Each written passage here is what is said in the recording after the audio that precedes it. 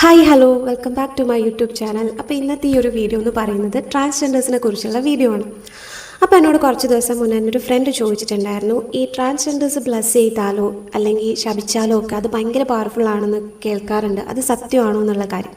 കാരണം ഇവിടെയല്ല, പക്ഷേ പുറത്തോട്ട്, അതായത് നമ്മുടെ കർണാടക അതുപോലെ തന്നെ അങ്ങോട്ടേക്കുള്ള ഭാഗത്തൊക്കെ അങ്ങനെ പറയും. അതായത് ഈ ഇൻ്റർവ്യൂസിനൊക്കെ പോകുമ്പോൾ അവരെ കാണുകയാണെങ്കിൽ അവർക്ക് പൈസ കൊടുക്കുക, അവരുടെ ബ്ലെസ്സിങ് കിട്ടുന്നത് നല്ലതാണ് എന്നൊക്കെ പറയാറുണ്ട്.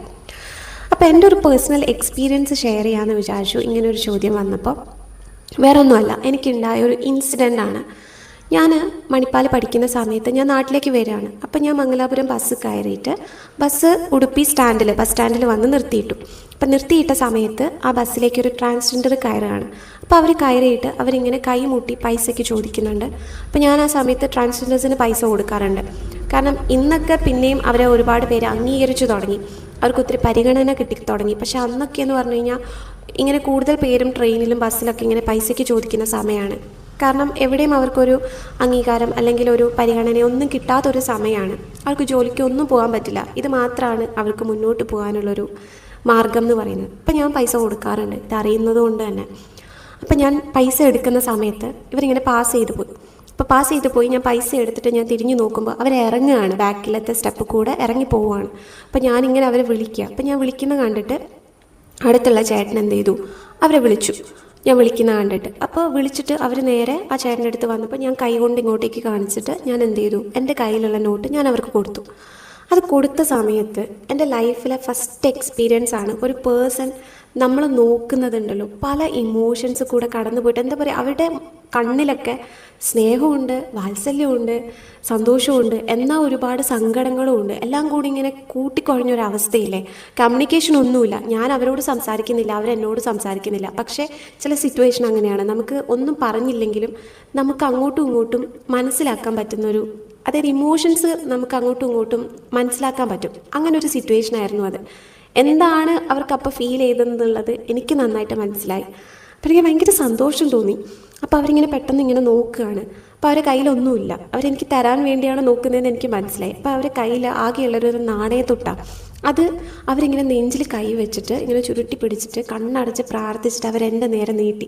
അപ്പോൾ ഒരു നിമിഷം ഞാൻ സ്റ്റക്കായി. കാരണം ഞാൻ പെട്ടെന്ന് ആലോചിച്ചത് എനിക്ക് ആ നാണയത്തൊട്ടിൻ്റെ ആവശ്യമില്ല, പിന്നെ അവരെന്തുമാത്രം കഷ്ടപ്പെട്ടിട്ടാണ് ഓരോ പൈസയും വാങ്ങിക്കുന്നത്. അതുകൊണ്ട് അവർക്ക് ഒത്തിരി കാര്യങ്ങളുണ്ടാവും. ചിലപ്പോൾ ഒരു നേരത്തെ ഭക്ഷണം ഇതൊക്കെ കൂട്ടി വെച്ചാലാണ് അവർക്ക് ഒരു നേരത്തെ ഭക്ഷണമെങ്കിലും വാങ്ങിക്കാൻ പറ്റുള്ളൂ. അപ്പോൾ എനിക്കാണെങ്കിൽ അതിൻ്റെ ആവശ്യമില്ല. ഞാനിങ്ങനെ സ്റ്റക്കായി നിൽക്കുമ്പോൾ അവരെന്നോടിങ്ങനെ കാണിച്ചു, ഇത് വെച്ചോ, ഇത് വാങ്ങിച്ചോ, ഇത് വാങ്ങിക്കുന്ന വളരെ സ്നേഹത്തോടെ അവരിങ്ങനെ മുഖം കൊണ്ട് കാണിച്ചിട്ട് ഞാൻ അവരെടുക്കുന്ന നാണയം വാങ്ങുകയാണ്. അത് വാങ്ങിച്ചിട്ട് എനിക്ക് ഭയങ്കര സന്തോഷമായി. എന്നിട്ട് അവരെന്ത് ചെയ്തെന്നറിയോ, ഞാനിത് പൈസ കൊടുത്തപ്പോൾ ആ ചേട്ടനും എന്ത് ചെയ്തു, അത് കണ്ടിട്ട് പൈസ കൊടുത്തു.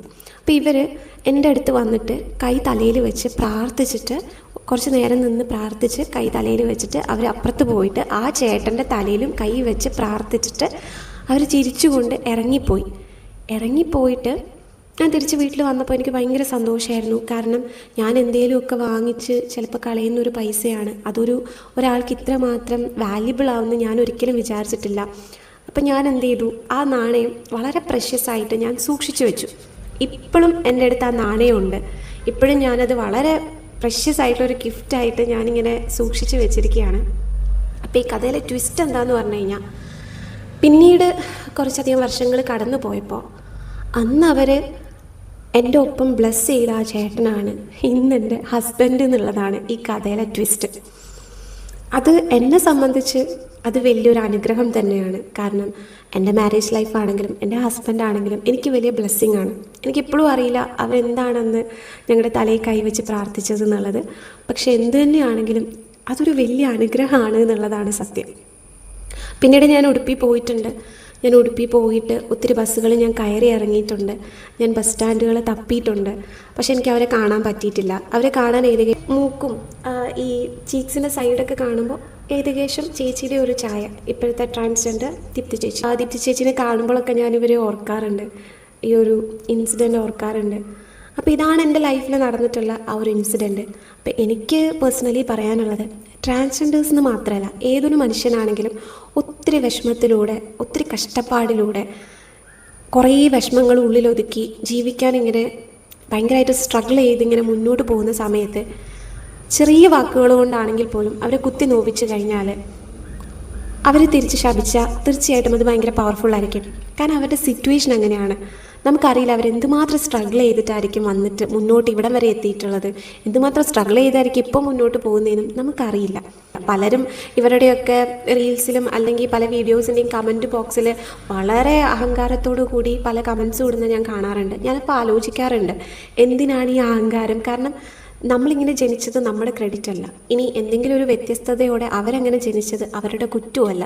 പക്ഷെ അതിൻ്റെ പേരിൽ ഒരുപാട് ഒറ്റപ്പെടലും കുറ്റപ്പെടുത്തലും താഴ്ത്തിക്കെട്ടലും ഒക്കെ അവർ നേരിടുന്നുണ്ട് അല്ലേ? അപ്പം ഇങ്ങനെ മുന്നോട്ട് പോകുന്ന ആൾക്കാർക്ക് എന്തെങ്കിലും ചെറുതായിട്ടെങ്കിലും ഒരു സ്നേഹമോ പരിഗണനയോ എന്തെങ്കിലും കിട്ടുമ്പോൾ അവരതിന് ബ്ലെസ്സിങ് തരുന്നുണ്ടെങ്കിൽ തീർച്ചയായിട്ടും അത് ഭയങ്കര പവർഫുള്ളായിരിക്കും. അത് ട്രാൻസ്ജെൻഡേഴ്സിനെ കുറിച്ച് മാത്രമല്ല ഞാൻ പറയുന്നത്, ഏതൊരു മനുഷ്യനാണെങ്കിലും. അപ്പം എന്തായാലും പറ്റുമെങ്കിൽ ഇത്തരം ശാപങ്ങൾ ഏറ്റുവാങ്ങാതെ അനുഗ്രഹങ്ങൾ വാങ്ങിക്കാൻ ശ്രമിക്കുക. ഇനി അതും പറ്റില്ലെങ്കിൽ മിണ്ടാതെ ഉപദ്രവിക്കാതെ മാറി നിൽക്കുക എന്നാണ് എനിക്ക് പേഴ്സണലി പറയാനുള്ളത്. അപ്പോൾ എന്തായാലും നിങ്ങളുടെ അഭിപ്രായങ്ങൾ കമൻറ്റ് ബോക്സിൽ രേഖപ്പെടുത്തുക. അപ്പം നമുക്ക് മറ്റൊരു വീഡിയോ ആയിട്ട് വീണ്ടും കാണാം. അതുവരെ എല്ലാവർക്കും tata bye bye, see U.